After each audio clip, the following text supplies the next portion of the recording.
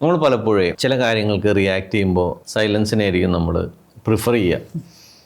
അത് നമ്മളെ പേടിപ്പിക്കുന്ന കാര്യമാണെങ്കിൽ പോലും നമ്മൾ സൈലൻ്റ് ആയിട്ടിരിക്കും.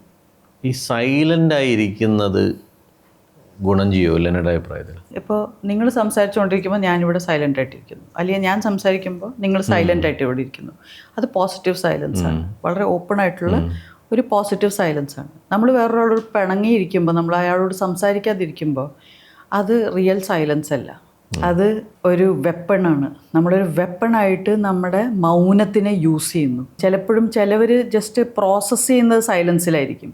അവർ മനഃപൂർവ്വം നമുക്കെതിരെ യൂസ് ചെയ്യുന്നതായിരിക്കില്ല, അവർ സ്വയം ചിന്തിക്കുന്നതായിരിക്കും. പക്ഷെ മറ്റേ ആൾക്ക് റിലേഷൻഷിപ്പിൽ തോന്നാം എന്നെ അവോയ്ഡ് ചെയ്യുന്നു, അങ്ങനെ പല കേസും തോന്നാം.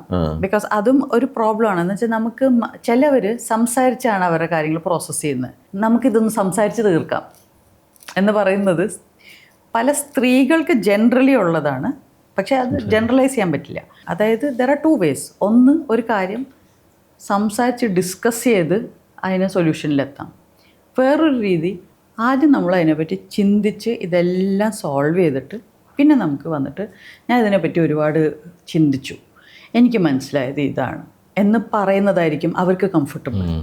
വേറൊരാൾക്ക് ഒരു പ്രോബ്ലം ഉണ്ടായി, ഞാൻ ഇങ്ങനെ പറഞ്ഞപ്പോൾ നിങ്ങൾ അങ്ങനെ ചെയ്തപ്പോൾ അങ്ങനെ പറഞ്ഞു കറക്റ്റ്, അതാണ് കാര്യത്തിലേക്ക് ആയിരിക്കും അവരെത്തുന്നത്. ഈ 2 ഡിഫറെൻറ്റ് സ്റ്റൈൽസിലുള്ള ആൾക്കാരാണ് ഒരു റിലേഷൻഷിപ്പിലുണ്ടെങ്കിലുള്ള കാര്യം ആലോചിച്ച്